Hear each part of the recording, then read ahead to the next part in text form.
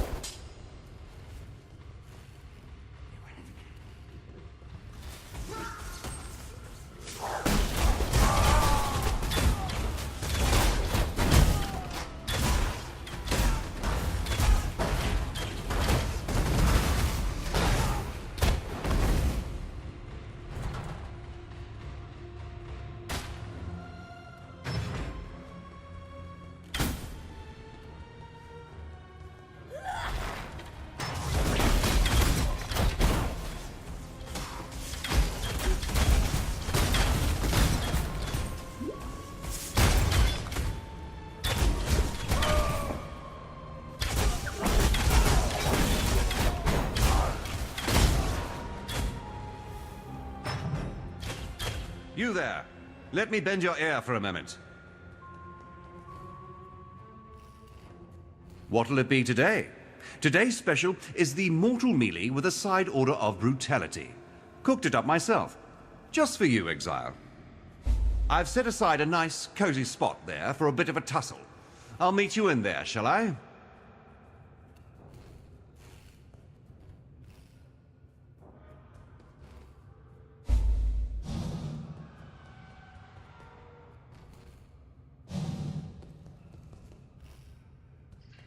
So here's how this works. You take a crack at me, your very best shot. I win, you die. You win, and I'm not actually sure, to tell the truth. Doesn't happen very often. Are you game?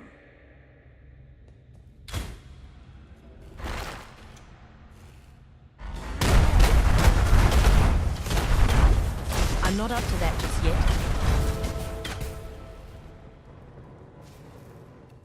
I think it's time I stopped letting you win. The more we fight, the more I like you, Exile. Stop by for a chat the next time you're in the San encampment. I think it's time we took this relationship of ours to the next level.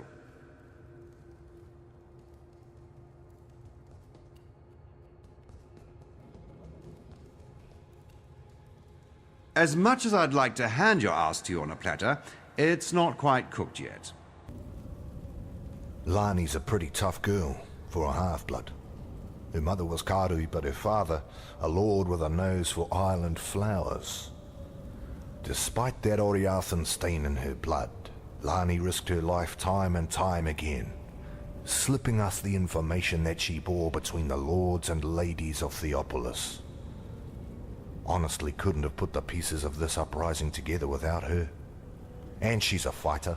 Struck down 2 overseers before a third managed to put that scratch on her. Don't worry, it won't slow her down for long. Not Lani.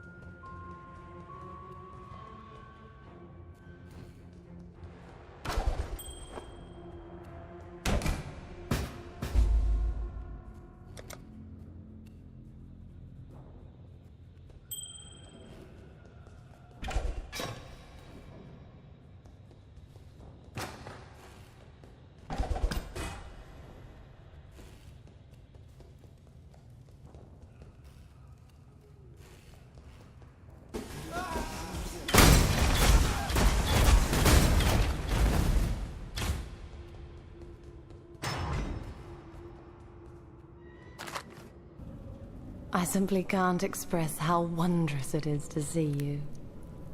What? No, not you, Exile. The miasmeter. The hope of humanity lies in this beautiful device and the precious knowledge it shall divulge. Far more useful than an accidental hulk of meat and instinct like yourself. In fact, I wouldn't be surprised to discover that your slaying of the beast correlates directly to the strife we must currently suffer. At least you've proved useful enough to return the miasmeter to me. That deserves some small reward, I suppose. Farewell. Thank you. By killing Casticus, you've given us a fighting chance. And about his eyes, I'm sorry you had to do that. Yet although Utula's solution might seem brutal, I've seen Karui men blinded with a hot poker, simply for looking a fraction too long at an Oriathan lady. Yes, this is war. And just a little revenge, too. Take something. A token of our thanks.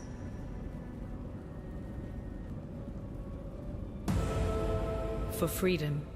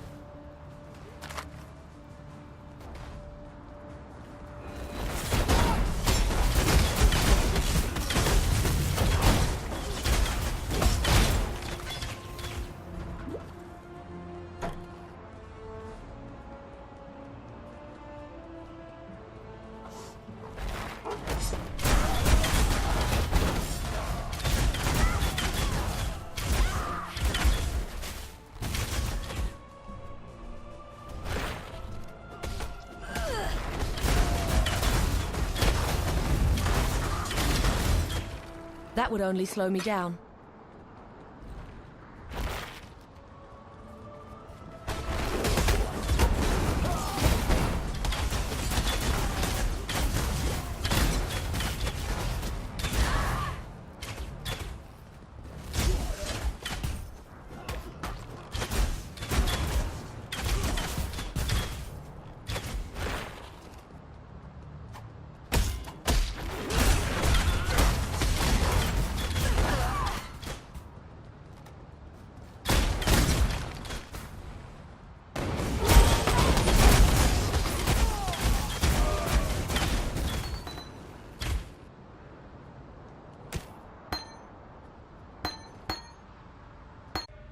You in the mood for some hunting? If so, I have the perfect quarry for you.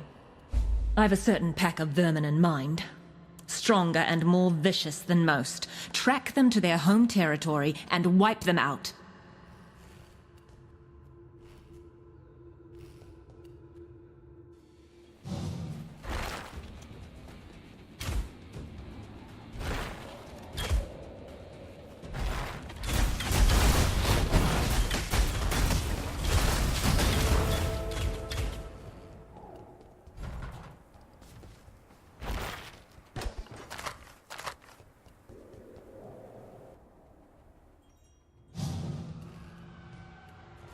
I know your kills might feel like drops in the ocean, but how else are oceans made? The vermin might have the strength of corruption on their side, but we've got something better. Good old human willpower.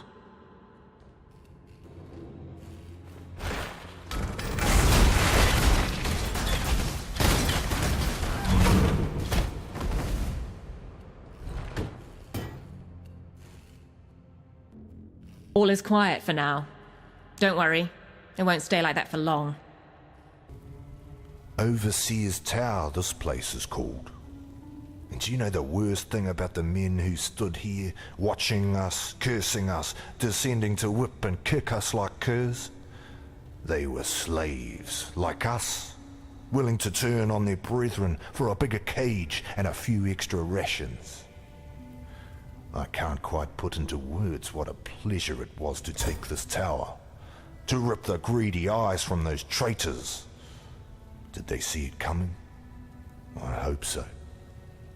For vengeance. Hello. There's two parts to the Templar. The grim face and the spotty ass. Out front you've got the Templar courts. Usually the last place our Hatungos see if they're stupid enough to preach their craft within a Templar's hearing. Oriath's woodmongers must do a roaring trade with that place. When the wind blows right, you can even smell the aroma of barbecued blasphemer from here. The arse end, that's the Chamber of Innocence. It's where the real earnest believing gets done. Where the young Templar go to pay their respects to God Almighty and get the good sense baptized out of their heads. I've not seen the inside of the chamber myself, but you can feel it from over a block away. Like there's an eye in your gut, peering through your insides, looking for even the tiniest stain of sin. I tell you, sane people go in one end of that place, ash and apostles come out the other. Watch yourself in there.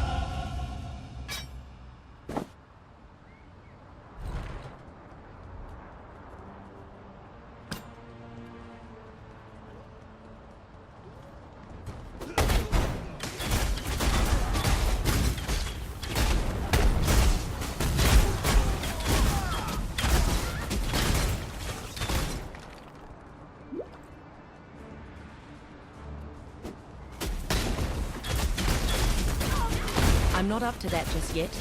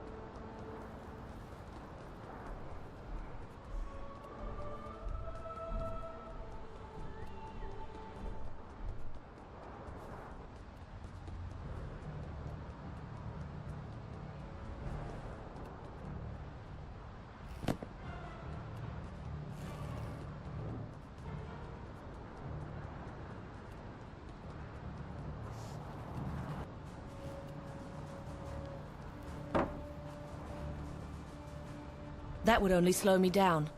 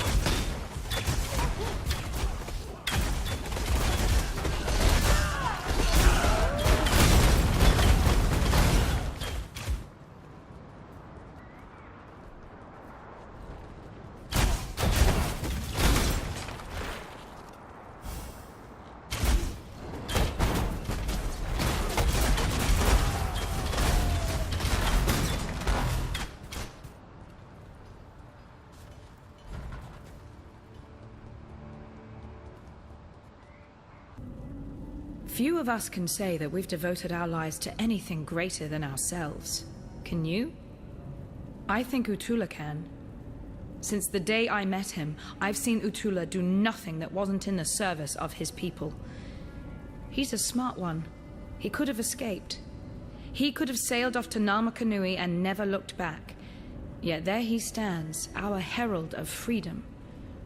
I might die of this wound, yet I'd be giving but a fraction of what Utula has to honor the Karui way.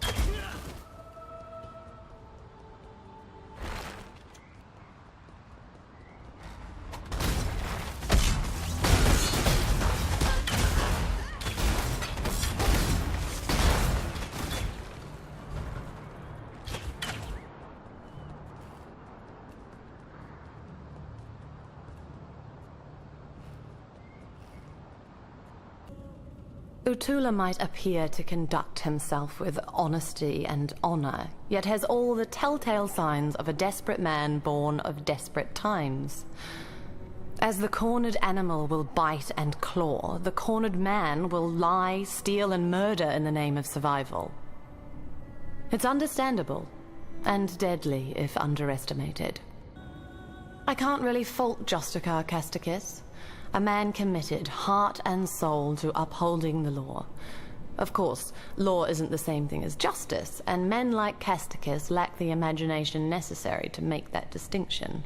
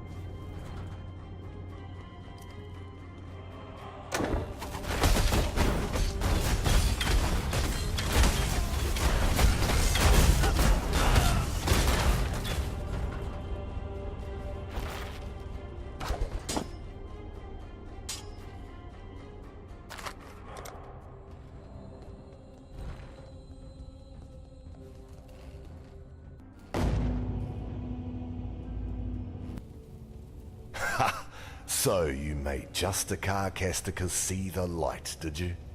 Couldn't have happened to a nicer fella. Yet now I've an even more charming chap for you to make the acquaintance of. He's over at the Chamber of Innocence, beyond the Templar court, and I bet he's just dying to meet you. It's High Templar Averius I'm talking about, although he's so filled to the eyeballs with innocence that it's hard to tell where the man ends and the god begins these days. Well, that's good news for us. Kill the man, and you kill the god. And what are the Templar without their god? Lambs in a slaughterhouse.